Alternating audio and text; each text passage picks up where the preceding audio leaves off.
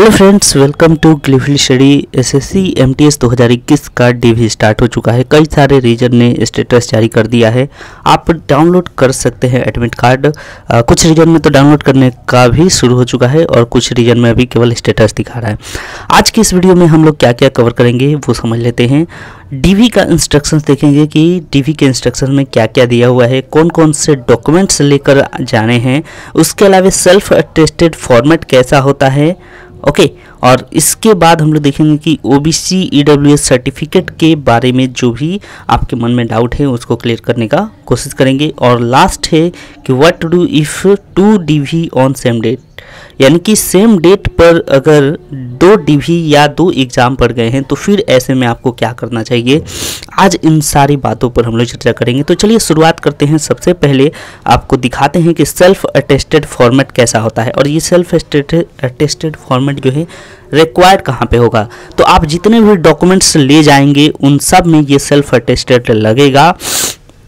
अब ये करते कैसे हैं देख लीजिए। सेल्फ अटेस्टेड लिखना है, उसके बाद फिर आपको यहाँ पर सिग्नेचर करना है और फिर जिस दिन आपका डीवी है उसका डेट देना है। ओके, और ये सब आप कहाँ पे करेंगे, घर पर नहीं करिएगा, आपको करना है उसी ऑफिस में। ठीक है, पहले से करके जाते हैं। अगर वहाँ पे कुछ चेंज होगा, आपके मन में कुछ डाउट होगा तो एक बार वहाँ से कंफर्म भी कर सकते हैं।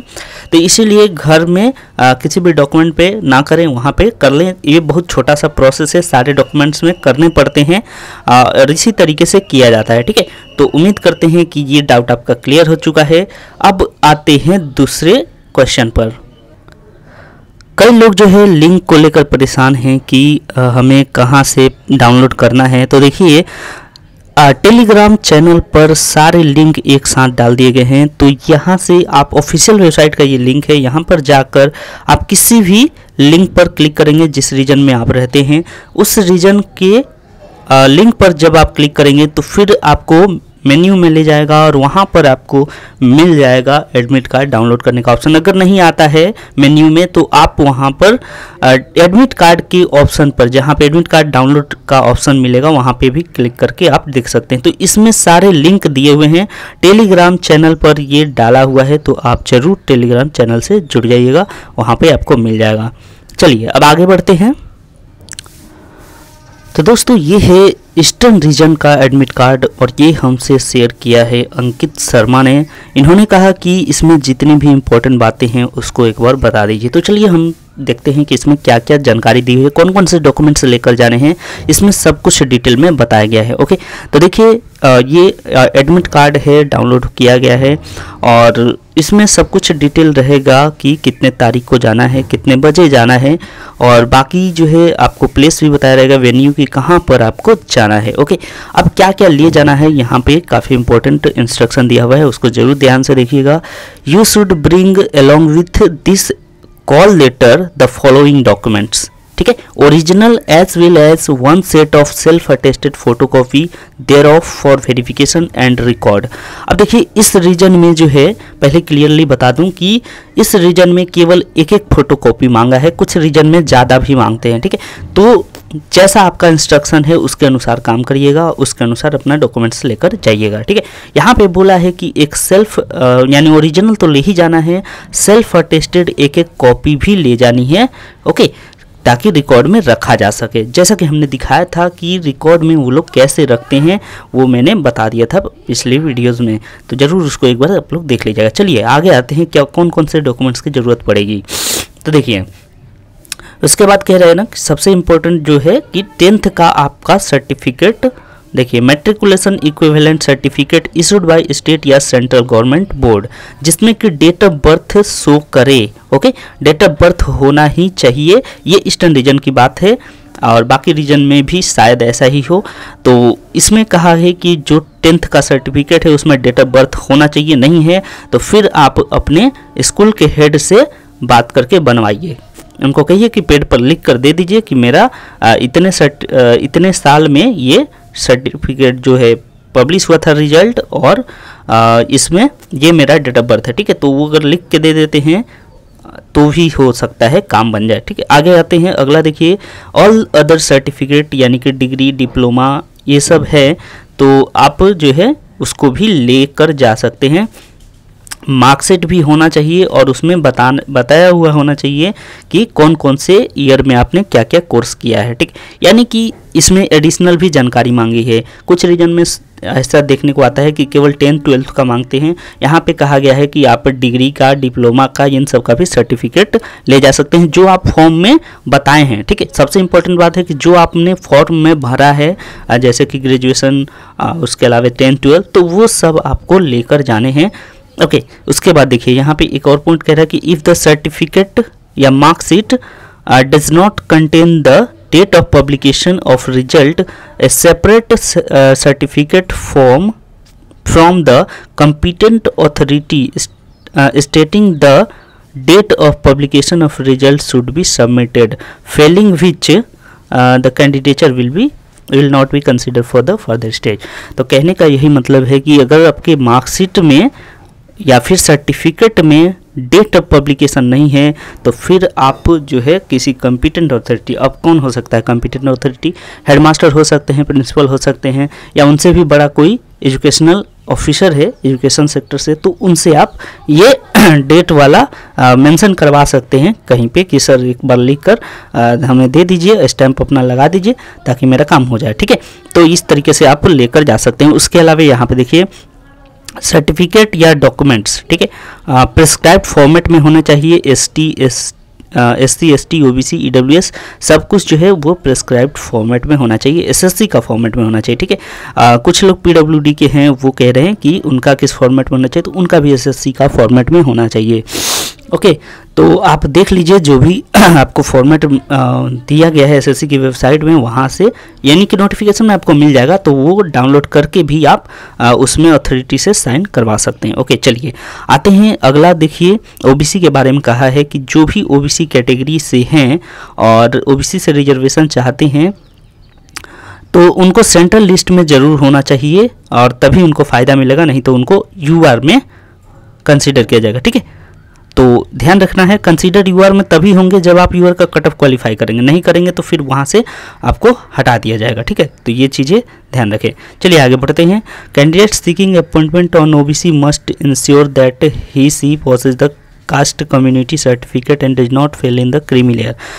OBC वाले क्रीमी लेयर में नहीं आने चाहिए, ये कहना है।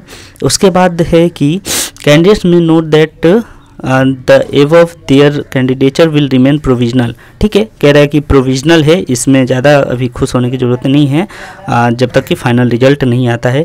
EWS सर्टिफिकेट के लिए काफ़ी इंपॉर्टेंट बात कहा है, कई लोग EWS वाले परेशान हैं। तो देखिए ईस्टर्न रीजन का यहाँ पे इंस्ट्रक्शन कहता है कि EWS सर्टिफिकेट में ये होना चाहिए वैलिड फॉर द ईयर 22-23, ठीक है। कौन सा?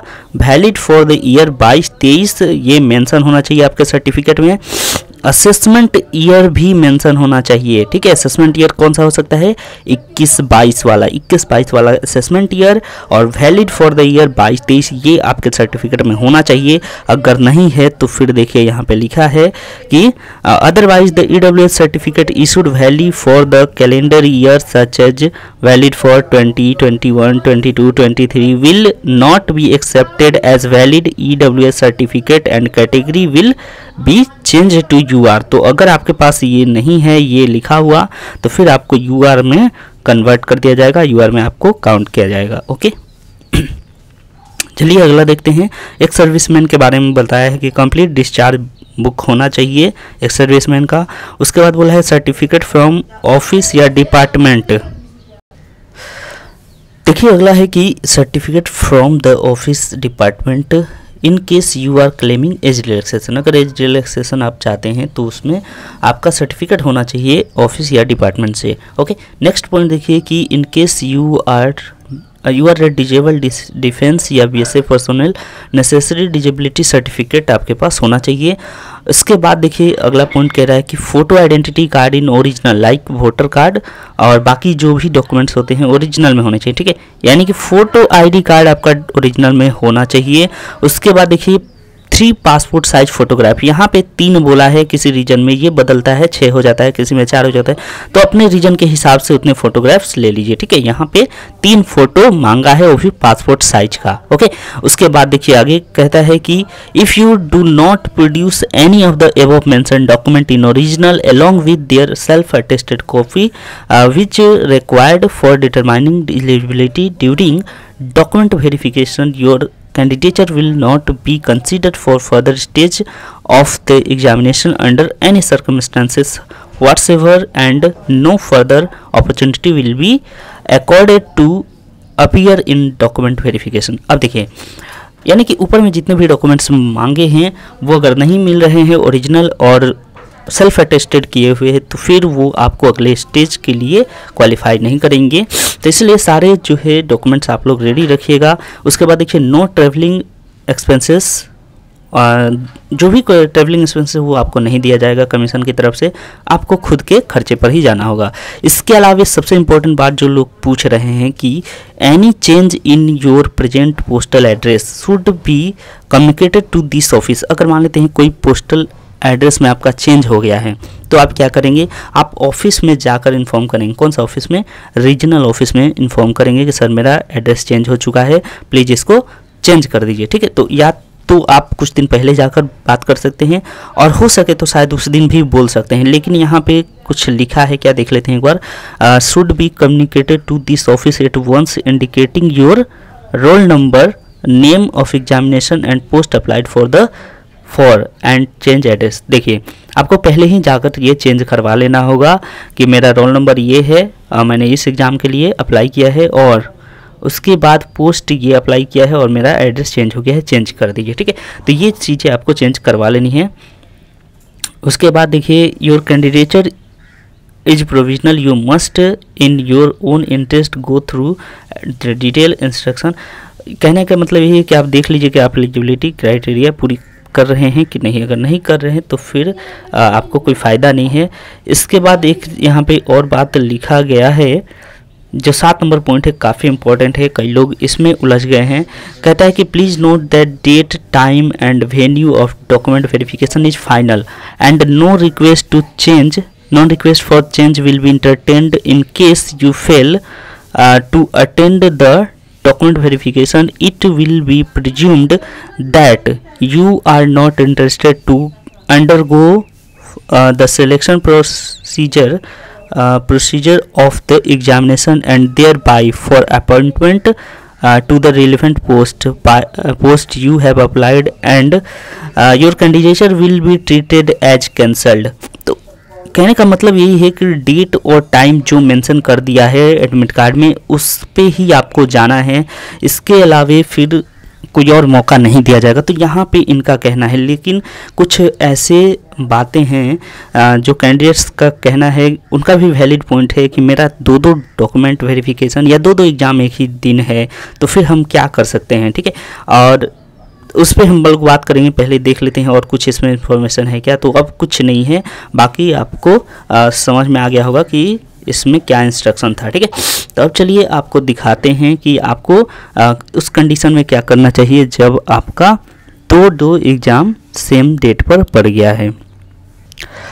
देखिए दोस्तों, अगर आपका भी कोई डीवी या फिर एग्ज़ाम सेम डेट पर पड़ा है, तो आपको करना है कि अपने ऑफिशियल वेबसाइट पर आना है, यानी कि जिस रीजन से आपने फॉर्म भरा है उस रीजन के ऑफिशियल वेबसाइट पर आना है, और आने के बाद आपको कॉन्टैक्ट के फॉर्म में जाना है। देखिए जैसे यहाँ पे इनका कॉन्टैक्ट दिख रहा है, एक ईमेल आईडी, तो इसमें भी कॉन्टैक्ट कर सकते हैं, या फिर जब आपको इस तरीके का जो आइकन दिखता है यहाँ पे क्लिक करेंगे तो कॉन्टैक्ट अस का यहाँ पे एक आपको ऑप्शन दिखेगा, इस कॉन्टैक्ट अस पर क्लिक करना है। और इसके बाद देखिए फ़ोन नंबर भी दिया रहता है, लेकिन वो उतना इफेक्टिव नहीं होगा। आपको फ़ोन नंबर पर बात करने से कोई फ़ायदा नहीं होगा, एक बार बात कर सकते हैं, लेकिन इससे ज़्यादा इफेक्टिव होता है ईमेल, ठीक है। तो आपको ईमेल करना है, और ईमेल करने के साथ आपको अपनी कारण बताने हैं, वैलिड पॉइंट बताने हैं कि मेरा इस कारण से हम टीवी अटेंड नहीं कर पाएंगे। तो अगर अच्छा और लॉजिकल आपका रहा तो फिर यहाँ पे ज़रूर वो ध्यान देंगे। और अगर मेल आ जाता है उधर से कंफर्म कि ठीक है आप किसी और डेट पर आइए, तब तो बहुत अच्छी बात है। नहीं आता है तो फिर आपको ये सोचना पड़ेगा कि क्या करें, कौन आपके लिए ज़्यादा इम्पोर्टेंट है। जैसे कि रेलवे वाले कुछ लोग कह रहे हैं कि हमारा ग्रुप डी का भी उसी दिन है और एमटीएस का भी है। तो देखिए ग्रुप डी वाले में क्या है कि वहाँ पे 1:1 में कैंडिडेट्स को बुला रहा है, तो यहाँ पे कंफर्म है आपका जॉब। लेकिन एसएससी में अभी कंफर्म आपका नहीं है कि हो ही जाएगा, क्योंकि यहाँ पे लगभग कुछ गुना कैंडिडेट्स बुलाए जाते हैं, तो दो गुना लगभग बुलाए जाते हैं। तो उसमें से भी फिर एक कट ऑफ आएगा, उसके बाद हो सके तो आपका सिलेक्शन हो। लेकिन ये थोड़ा सा रिस्की हो जाएगा, तो देख लीजिए आपको जो बेटर जॉब लगता है उसमें करिएगा। ईमेल कैसे करेंगे, तो देखिए ईमेल के लिए ईमेल कैसे किया जाएगा। अगर ईमेल करना है तो कुछ करना नहीं है। देखिए जैसे ही आप उस ईमेल पर क्लिक करिएगा तो फिर यहाँ पे वो खुद ही आ जाएगा टू में, ठीक है। यहाँ पर फ्रॉम में तो आपका रहेगा, आप जिस ईमेल से भेजना चाहते हैं। उसके बाद टू में उनका आ जाएगा और सब्जेक्ट यहाँ पर लिखना है टू चेंज डीवी डेट, ठीक है। तो यहाँ पे सब्जेक्ट लिखना है, या फिर ऐसे भी लिख सकते हैं कि regarding change in DV date. फिर उसके बाद जैसे आप लेटर लिखते हैं वैसे ही यहाँ पे भी लिखना है डियर सर मैडम, जो हम लोगों ने प्रैक्टिस किया था, डियर सर मैडम, ओके। तो उस तरीके से आप यहाँ पर भी लिख सकते हैं। ये ईमेल भी सेम वैसे ही होता है। कॉमा लगाने के बाद आप अपना कारण बताइए कि सर मैं ये अपना नाम कुछ, ठीक है, आई एम दिनेश मुकेश जो है, और मेरा इसमें सिलेक्शन हुआ है एमटीएस में, इतना तारीख को मेरा डीवी है।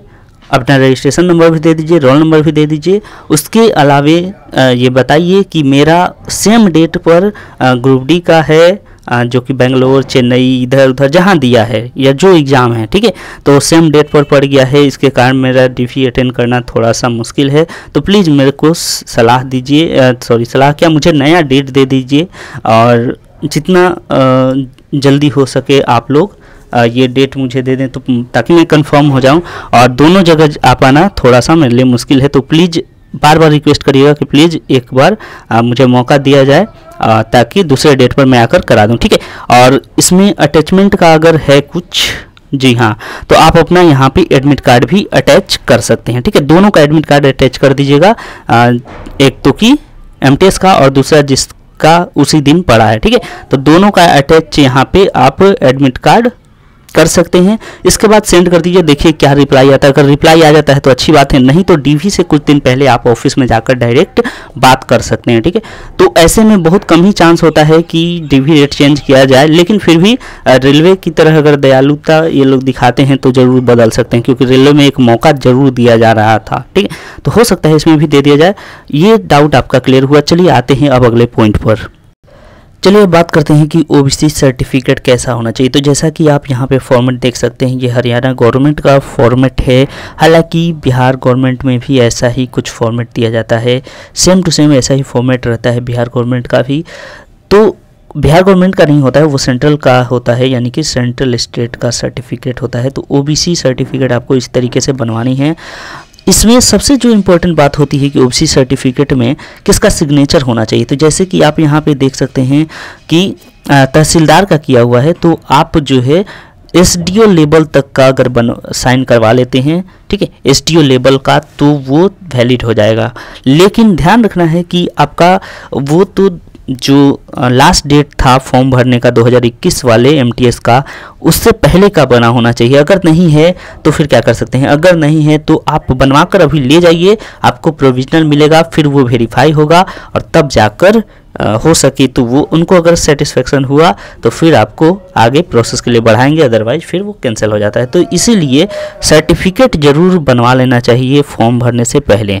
चलिए अब इसमें एक और क्वेश्चन आता है कि मेरा अगर डिजिटल साइन है तो क्या होगा। देखिए डिजिटल साइन जो है वो चलेगा अगर डिजिटल सिग्नेचर किया हुआ है तो, लेकिन स्टैंप जरूर होना चाहिए, ठीक है। जो मुहर होता है एसडीओ का, वो अगर उसमें लगा है और डिजिटल सिग्नेचर है तो भी चलेगा, कोई दिक्कत नहीं है। ऑफलाइन है तो भी चलेगा। तो इसमें ओबीसी को लेकर किसी तरह का अब आपके मन में डाउट नहीं होना चाहिए। इस तरीके का फॉर्मेट होता है ओबीसी का, ये ध्यान रखिएगा। ओके, चलिए अब आते हैं कि ईडब्ल्यूएस वालों का। तो ईडब्ल्यूएस वालों का हमने देखा था, यानी कि हमारे पास तो कोई फॉर्मेट नहीं है, लेकिन अगर आपके पास फिर भी कोई डाउट है तो हमारे ग्रुप एडमिन, ठीक है, टेलीग्राम जो ग्रुप है उसके एडमिन सुब्रत, वो शायद ईडब्ल्यूएस कैटेगरी से आते हैं, तो एक बार उनसे आप लोग मैसेज करके पूछ सकते, आप उनको टैग करिएगा, वो जवाब देंगे कि आपको जो डाउट है। क्योंकि मैं ईडब्ल्यूएस कैटेगरी के बारे में उतना अभी जानता नहीं हूँ, जो कैंडिडेट्स हैं वही बता सकते हैं, बढ़िया बता सकते हैं, ठीक है। मैं तो कुछ भी बोल दूंगा, लेकिन अभी कुछ भी बोलने से तो नहीं चलेगा ना, तो इसलिए जो परफेक्ट कैंडिडेट हैं उनसे पता करिएगा तो ज़्यादा बढ़िया रहेगा। तो इसलिए आप क्या करिए कि एक बार सुब्रत को मैसेज करिए, वो ज़रूर आपकी हेल्प करेंगे। ओके, तो यही सब थे। उम्मीद है कि आपके सारे डाउट्स क्लियर हो चुके होंगे इसी एक वीडियो में, और समय के अभाव के कारण मैं ज़्यादा वीडियो नहीं ला पा रहा हूँ, उसके लिए माफ़ी चाहूँगा। तो अब आप लोग अपना डीवी का तैयारी करें। ऑल द बेस्ट सबको। एक रिक्वेस्ट सबसे होगा कि जो भी कैंडिडेट्स हैं जिनको की ज़रूरत नहीं है जॉब का, वो प्लीज़ डीवी स्किप कर दें, क्योंकि एक ज़रूरतमंद को मिल जाएगी एक नौकरी, ठीक है। तो इसलिए जिनको ज़रूरत नहीं है वो ज़रूर डीवी स्किप करें, और बाकी लोगों से भी कहें कि जिनको ज़रूरत नहीं है वो डीवी स्किप करें। Thank you for watching the video.